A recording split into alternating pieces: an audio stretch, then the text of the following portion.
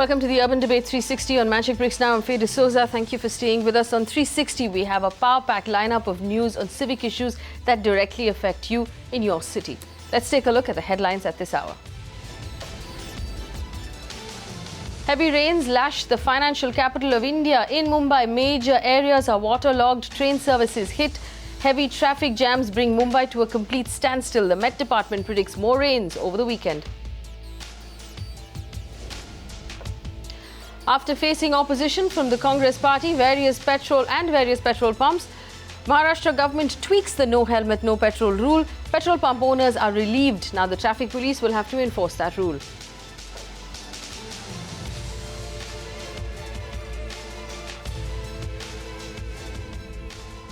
Well, we brought you a report on the turf war that continues between the Aam Aadmi Party government in Delhi and the Lieutenant Governor. It's taken a new turn. A day after the Delhi High Court ruled that the Lieutenant Governor is in fact the administrative head of Delhi, the Aam Aadmi Party government has urged citizens to take their civic complaints to the Lieutenant Governor, since they say the Aam Aadmi Party government doesn't have any administrative powers anyway.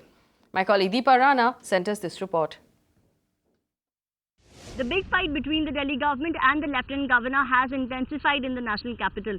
A day after the Delhi High Court ruled that it is the LG who is the administrative head of the national capital, it is now that the Aam Aadmi Party who is urging the Delhi citizens to knock the doors of LG in case if they feel any sort of issues related to civic amenities such as water, power, bad roads. In fact, Delhi Aam Aadmi Party spokesperson Ashutosh Ashu also urged that the citizens must protest against the Lieutenant Governor and must not blame the Delhi's Chief Minister when it comes to issues like water, power, bad roads as well as schools and hospitals not functioning properly in the capital city.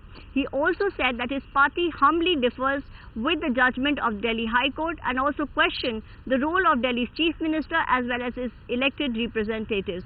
In this continuous blame game between the Delhi government as well as the LG, it is now that the citizens who are left in a conundrum, in a fix as to who has the final say when it comes to the national capital. This is Deepa Rana reporting for Magic Bricks Now in New Delhi.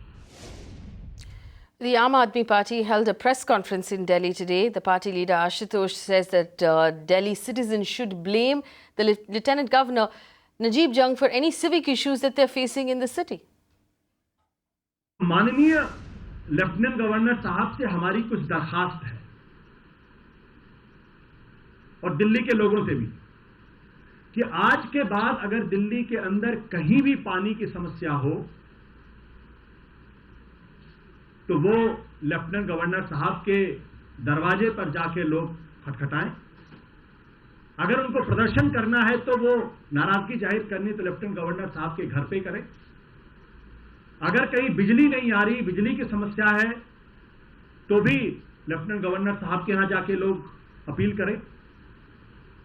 अगर कहीं सड़क नहीं बनी है, स्कूलों में पढ़ाई नहीं हो रही है, अस्पतालों में काम नहीं हो रहा है, अगर तनख्वाहें लोगों की नहीं मिल रही हैं, तो ये सारे लोग लेफ्टिनेंट गवर्नर साहब के पास जाके उनसे अपील करें, उनसे दरखास्त करें, अपना गुस्सा, अपना विरोध, अपना प्रदर्शन जताएं।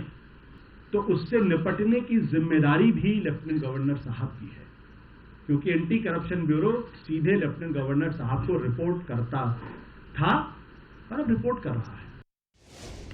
But we also spoke with Shobha Vijendra, who is a Municipal Corporation of Delhi corporator, and we asked her who's responsible for Delhi now, because fundamentally as citizens we have been tracking the city of Delhi. There's garbage on the streets. There are potholes that are claiming lives at this point. The law and order situation, especially for women, is going from bad to worse with every passing day.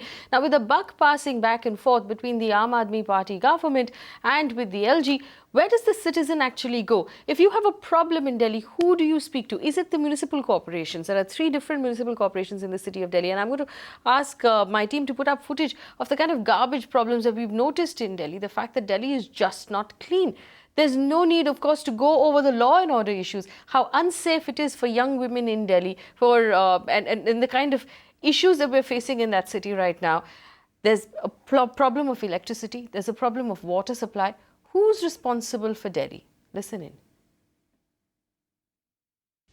For some services, MCD is there.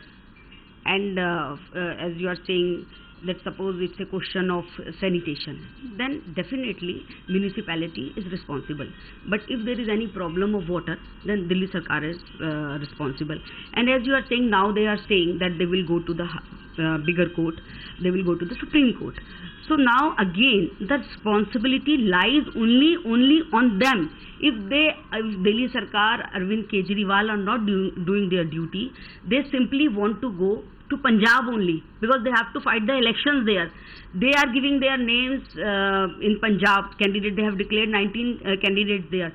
So all machinery is there. They don't want to do work in Delhi. They have created a ruckus. They have created the problems for people of Delhi. I would like to say to Arvind Kejriwal directly, if they are not able to perform, they should not pass their responsibilities on the shoulders of others. They should work for Delhi people. If they are not able to do that, they should leave the power. At the end of the day, the buck continues to get passed and the citizens have no answers. Footage you're looking at on your screen right now is of the city of Delhi. As the Arvind Kejriwal-led AAP government and the MCDs are at loggerheads over funding, over jurisdiction, the citizens of the capital continue to suffer. We got up with RTI activist Anil Sood. Listen in. I have collected so much of data which is damaging against each government institution in Delhi. Be it noise pollution, be it water pollution, be it water harvesting, be it drainage system, be it road system, be it traffic. The city has gone down to drain and gone to the dogs since 2004. It was that data as data we will access on this channel and make available to you. Moving on to Mumbai, where the situation isn't any better. It's been a harrowing day for the citizens of this city. Heavy rains lashed the city and satellite towns of Thane and Navi Mumbai, bringing the entire financial capital to a grinding halt. Waterlogged roads are a common sight in the city, but today was specifically bad. Train services were hit. Traffic in problem areas came to a complete standstill. We heard reports of people who were stuck in traffic on the road for 6 hours today, who left home at 8:30 or 9 o'clock and did not get into the office till about 1 o'clock in the afternoon, some even after that. And there was still rain pounding the city. Citizens were seen wading through water. Our reporters spread out across the city to tell us that life was returning to normalcy around 4 p.m. or 5 p.m. in the evening, but it was not an easy day. Suesha Sawan sent us this report. I'm standing at Hind Mata right now. This is one of those areas which is most prone to waterlogging every year the moment it starts raining heavily. But as you can see, the rains are receding right now. It's about 5 p.m. And the water has also dried up. You can see the BMC officials working behind me. They have installed these pumps because of which all the water is getting drained into the drainage, and also they're clearing up all the garbage, which has helped take the situation under control. And now you can see that these low-lying areas are now slowly clearing up. This is Suesha Sawan for Magic Bricks Now. Well, that was Suesha checking out the water pumps that have been installed in some parts of the city. Remember, Mumbai needs a total of 7 pumps because we're technically 7 islands that have been joined together. So every low-lying sea level area needs to have a pump. Right now, we only have 4 pumps. So while the 4 pumps are working in some areas, there aren't enough pumps to actually solve the entire problem, which is why on those specific areas, and we know the same areas year after year after year, which is at sea level, we'll find waterlogging. We also did a ground check at Elphinstone, Hind Mata, and areas that we know will face flooding to see what it looks like today. Suesha went to Elphinstone today and sent us this report. Torrential rains had Mumbai come to a near standstill today. It was pouring all day since morning. Several low-lying areas got flooded. These include areas like Hind Mata, Parel, Sion Road, Pratiksha Nagar, Mazgaon, Bandra West, Linking Road, Ambedkar Road to Dadar TT, and Elphinstone Road, where I am standing right now. The traffic had slowed extremely across the city in Thane, Chakala, Bandra East, Dadar Circle to Shivaji Park, the Eastern Freeway, Vakola, Marol Naka, and even the Western Express Highway. People were delayed by almost 3 to 4 hours. In fact, the trains on the central line were delayed by almost an hour in the morning, although we just checked with the railways and they said that Now all the 3 lines are functioning. The trains on the western line are delayed by about 5 to 7 minutes, and on the central line there's a delay of about 7 to 10 minutes. Also, there was a high tide at 2 p.m. And the water went up to almost 4.47 meters. The situation was so bad that schools had to call it a half day, and most offices told their employees to go back home by 3 p.m. This is Suesha Sound for Magic Bricks Now. Well, of course, the citizens turned to the BMC one more time with this torrential rains that did flood the city, looking for some sort of advice from the civic body on how to handle the situation. My colleague Disha Shah caught up with BMC Additional Municipal Commissioner Sanjay Deshmukh to ask him what advice he would give the citizens right now. We are very regularly issuing advisories about the high tides, and especially when there is a high tide which is over 4 meters, it can be very dangerous.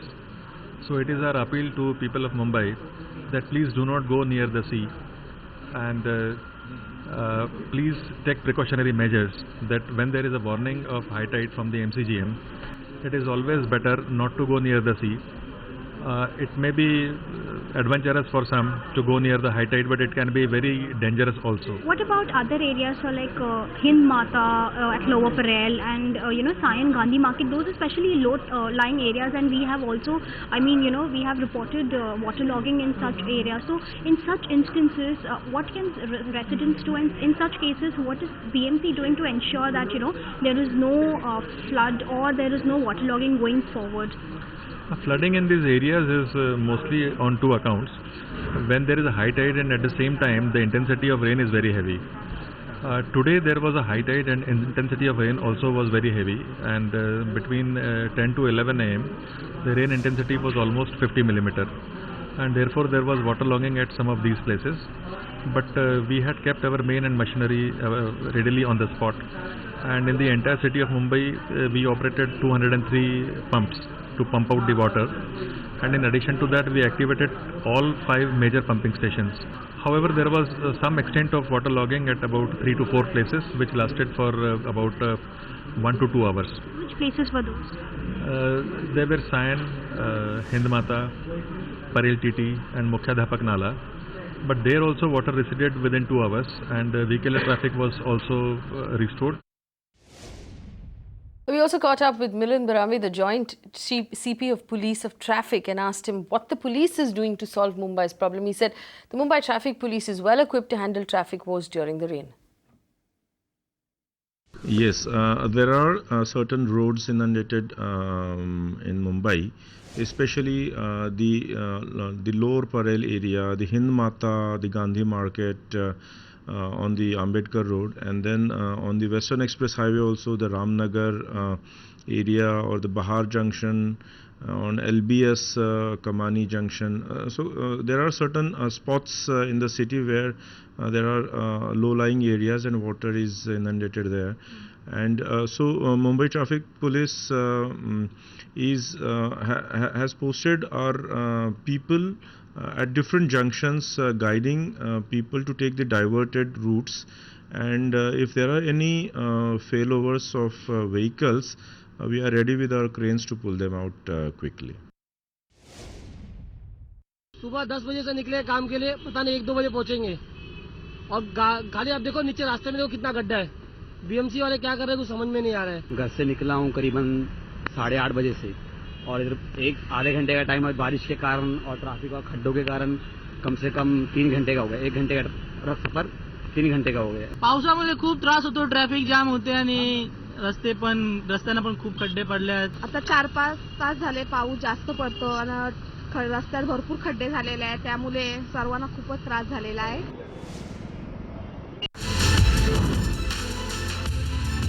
We find ourselves having this conversation again, where again the city has come to a grinding halt, and this time the air traffic was troubled, the road traffic was troubled, train traffic was troubled. People had a harrowing day. Why is it that we can't seem to get on top of the problem of rains? See, Faye, I think this time the management of the rain problem was far efficient than most other years, and yes, there were some problems which the citizens faced, and We are sensitive to those problems, but we have at all times issued advisories from time to time. Aarti Sathi, Now, we might have a proactive railways minister, but we are looking at an outdated train stopping, system. not working on time, flights not taking off. And coming Spending to Ms. hours and hours on pothole-filled roads, and you're coming and Priyanka's shamelessly defending statement, this it is time and rather time again. unfortunate that she has not heard what the BJP spokesperson has said, and in the dark she's only opposing. Very Congress-like, but I leave that. I'm extremely fortunate, in fact, because quite tired of you all shamelessly coming and defending what you have done to the city. Let me just tell you, I don't think Ms. Priyanka has followed these debates in the last few weeks, and hence she makes these reckless statements. I have come in this debate last 2 weeks I back, have even been before following the these rains were debates for in fact past there in 5 Bombay, years. to 5 show years the as a preparedness of spokesperson the every BNP, year. I come and discuss the same issues and how you quoting continue the to fail the deputy citizens mayor of the Alka city time and time saying again, that every year, what we every have done. single Miss year. Priyanka, if you don't let Ever me since talk, I you have are just taken on going to the recklessly responsibility make of a statements. spokesperson, and as a Mumbaikar, we have been suffering your apathy and your defense to have as these far as, reckless statements on behalf of the Congress spokesperson who What is are you only talking opposing about? without listening to what I have to say. So I refuse to comment and dignify on these reckless statements. They are proposing to spend around 1 lakh of crores on projects which are basically useless. Now, if you are talking about the Churchgate Virar elevated corridor or the CST Panvel elevated corridor, you get 3 times more capacity than those projects by just changing the signaling system. No one wants to do the easy thing because easy thing costs less money and less kickbacks. It's not about parties. It's not about it. Somehow, as a city, we have not managed to focus on what is basic and what is necessary and the kind of services that our citizens deserve. Why haven't we managed as any sort of government? There isn't any government that has managed to do this with success. Even if we want to give an argument about Congress not being better or NCP not being better or any other political party not being better, the first point of accountability is your local corporation. Right, both of them are equally bad. Actually, there is no difference at all. By changing the government, nothing has changed for Mumbaikar, and the worst sufferers are school children. Well, our continued big focus on Maharashtra's no helmet, no petrol rule after massive opposition from the Congress party and from petrol pump unions across the state. For dilly-dallying for days, the Transport Minister Divakar Raute tweaks the proposed no helmet, no petrol rule. Now the onus lies on the police to reinforce the rule. Amita Balachandra joins us live with latest details. Amita, so here's the thing. We agreed on this show with various experts that this rule should in fact be brought in. That people should be forced to wear helmets. That pillion riders should be forced to wear helmets in the city. But now a complete backtrack by the state government. What went wrong? Well, the traffic police of Mumbai, of course, begs to differ at this point in time. They say that this is not a complete rollback of the no helmet, no petrol rule. In fact, what's going to happen now is that petrol pumps can give petrol to people who are not wearing helmets simply to ensure their safety at this point in time, because the traffic police says the responsibility of law and order will be on the police now. All of the other rules which were applicable before will now be applicable as well. 2 policemen will be stationed at every petrol pump in the city of Mumbai, and CCTV cameras will be put up to ensure that motorists abide by this rule. Not just motorists, but also pillion riders will have to wear a helmet, and the fine of course has been increased from 100 to 500 rupees. The other thing that I'm picking up also is that petrol pump unions will now not be held responsible, and there will be no fine imposed on them if they are giving petrol to people who are not wearing helmet. In fact, that was announced by Transport Minister Divakar Raute at the assembly today. What's also going to happen is that all of the other initiatives like putting up banners, etc., the 3-month awareness drive is still going to continue starting the 6th of August. So the traffic police really is at this point in time saying that this is not a complete rollback, but only a precautionary measure to ensure the safety of petrol pump unions. And they also tell us that petrol pump union is in consensus with this. We also caught up with Joint CP of Police of Traffic, Milind Brambe, and he tells us that the police will enforce the no helmet, no petrol rule. No, it's definitely not a rollback. Seeing the situation and the apprehension of the Petrol Pump Dealers Association about the sensitivity of the petrol pump, the inflammable substance on which they are sitting and operating, they would definitely would not want any law and order situation to be developed at such a sensitive place. So agreeing to this, they would, if they are forced to, or if they are forced to dispense petrol in any vehicle to a rider who is not having a helmet, they'll still dispense the petrol, but they'll note down the number of the registration number of the vehicle and hand it over to the traffic police for further action. Also tell us what is the fine limit now for people who violate this rule, who are not wearing helmets in Mumbai. Also, is there a fine that will be imposed on petrol pumps who don't sort of give petrol for people who don't wear helmets or don't intimate you in advance?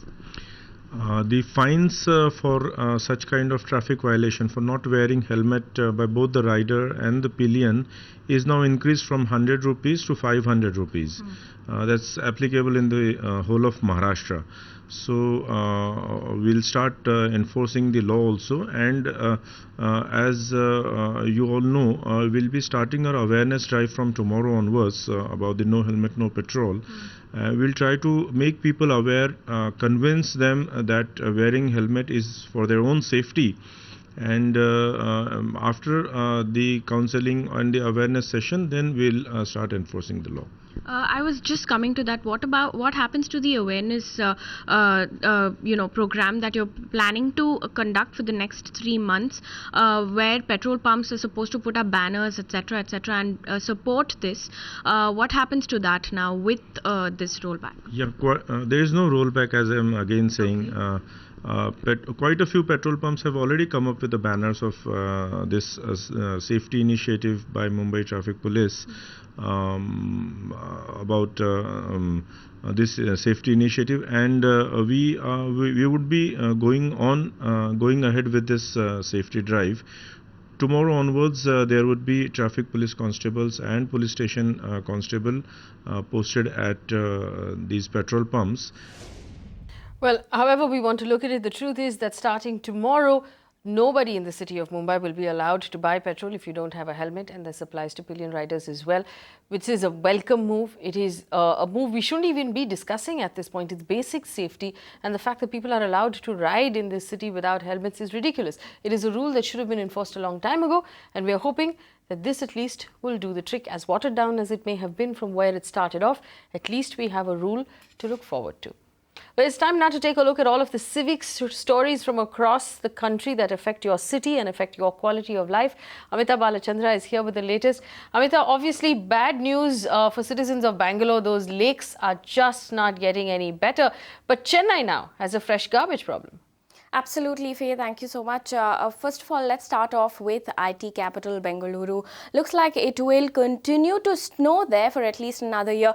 The Silicon Valley of India's toxic lake Bellandur will be rejuvenated only by March 2017. After nearly 8 meetings, the committee set up for this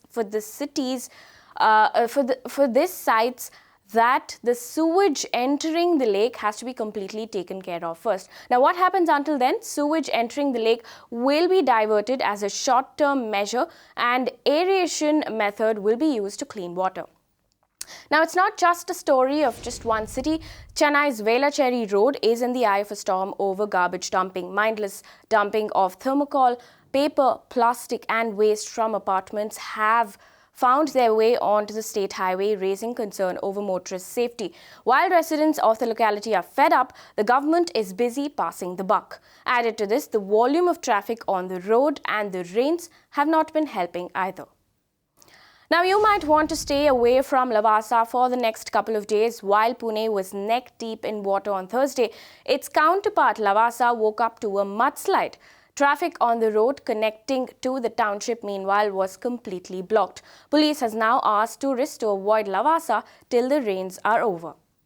If you want to buy a house in Pune, stay alert. The city has been increasingly reporting illegal construction cases. Now, PMC or Pune Municipal Corporation's legal department is on its toes, tackling at least 800 to 900 cases per year. Most cases involve issues such as constructions without permission, additional constructions than permitted, and encroachments. With that, it's back to you, Faye. All right, Amita, many thanks for bringing us stories from across the country. Let's also take a look at what's making news on the political and national front. Vijay Rupani will become Gujarat's new chief minister. From the outgoing Anandiben Patel, the announcement came in as a surprise to many. Rupani's appointment bellied thick speculations which placed Nitin Patel as the front-runner for the job. Instead now, Patel will take over as deputy to Vijay Rupani. Now, Rupani was the first elected as an MLA in 2014 from West Rajkot as a constituency and has since then taken over 3 ministries in the state. Rupani was also pitched in as possibly the most non-controversial successor to Anandiben. And terror strikes Assam. Militants opened indiscriminate fire in a market area in Assam's Kokrajhar area, killing at least 13 people, injuring many others. Terrorists arrived in an auto rickshaw dressed in army fatigues and opened gunfire and lobbed grenades around. One of them was killed eventually in a gun battle with security forces. But the army fears that the two are still at large. An AK-47 has been recovered from the terrorist who was killed, with no claimants so far. The National Democratic Front of Bodoland has become the prime suspect. All of India's prime ministers have tried to improve relations, but it's Pakistan that doesn't want to. That's the jab that's come from Home Minister Rajnath Singh on the floor of Parliament. This comes a day after his unsparing speech in Islamabad that attacked Pakistan for supporting terror at the SAARC forum, which was blacked out by Pakistani administration from the media. India's Home Minister told the Rajya Sabha today that India took a strong stand against terror and urged all members that there is a need to take the strongest action against terrorists, but also those who support terrorism. He described Pakistan as the biggest violator of human rights. In response, his Pakistani counterpart flew allegations yesterday of human rights violations in Kashmir.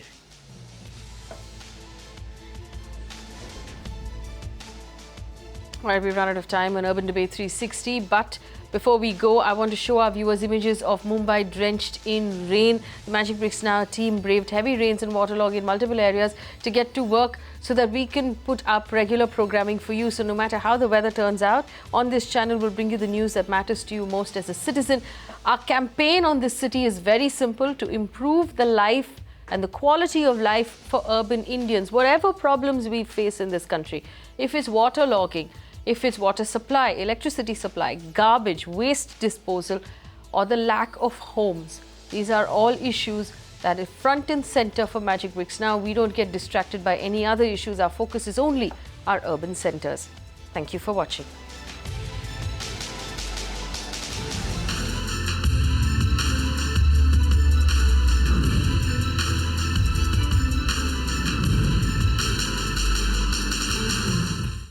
You can watch live TV on our website mpnow.in. Find us on Facebook at facebook.com/magicbricksnow. And don't forget to click the like button. You can also follow us on Twitter at Magic Bricks Now. To stay updated with all our programming, hit the subscribe button on our YouTube channel by logging on to youtube.com/magicbricksnow.